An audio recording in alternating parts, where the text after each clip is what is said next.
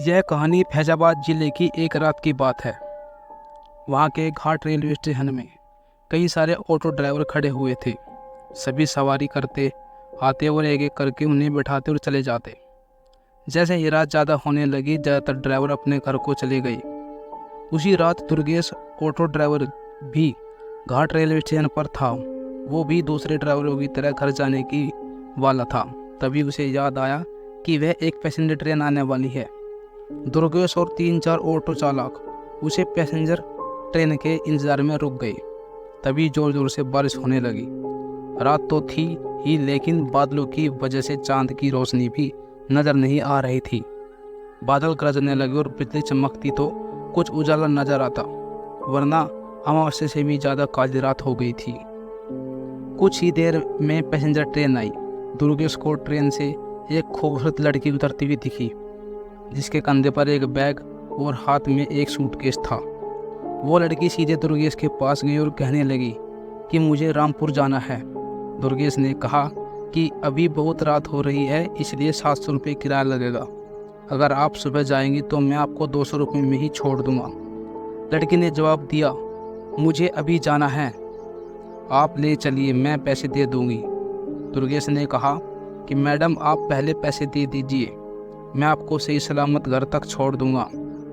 लड़की बोली, अभी मेरे पास सिर्फ 300 रुपये है, आप ये रख लीजिए, घर पहुंचते ही मैं आपको बचे हुए 400 रुपये भी दे दूंगी। इतना सुनते ही दुर्गेश ने कहा, ठीक है मैडम, आप ऑटो में बैठ जाइए। कुछ ही देर में दुर्गेश ने उस लड़की को उसके घर पहुंचा दिया। वो लड़की ऑटो से उतरी और घर के अंदर चली गई। दुर्गेश अपने 400 रुपये के इंतज़ार में खड़ा रहा। आधा घंटा बीत गया, लेकिन लड़की लौटकर नहीं आई। दुर्गेश के मन में हुआ कि अंदर जाकर देख लेता हूँ कि वो अब तक क्यों नहीं आई।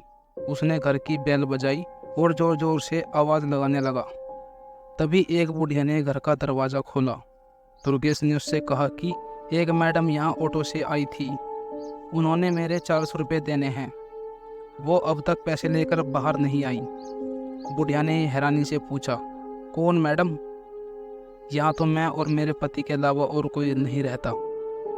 हाँ, मेरी बेटी पहले रहती थी, लेकिन वो 5 साल पहले यहाँ नहीं रहती। दुर्गेश बोलने लगा, क्यों, अब वो कहाँ रहती है? मैंने शायद आपकी ही बेटी को यहाँ छोड़ा है, आप एक बार अच्छे से देख लीजिए। बातों ही बातों में दुर्गेश की नज़र सामने दीवार पर गई। वहाँ उसी लड़की की तस्वीर लगी हुई थी जिसे वो ऑटो में बैठा कर लाया था। दुर्गेश ने बुढ़िया से पूछा, वो दीवार पर जिसकी तस्वीर लगी है वो आपकी बेटी है क्या? बुढ़िया ने जवाब दिया, हाँ, वो मेरी ही बेटी है। क्यों, क्या हुआ? तुम ऐसे क्यों पूछ रहे हो?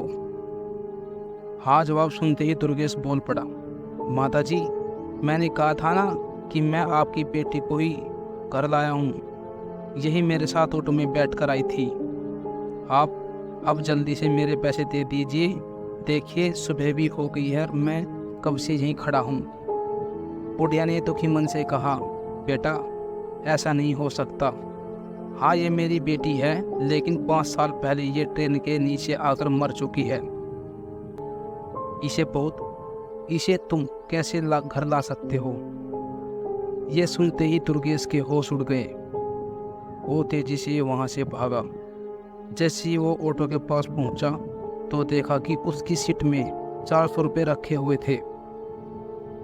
उसने वो पैसे भगवान के सामने रखे और मंत्र का जाप करते हुए आगे की ओर बढ़ गया।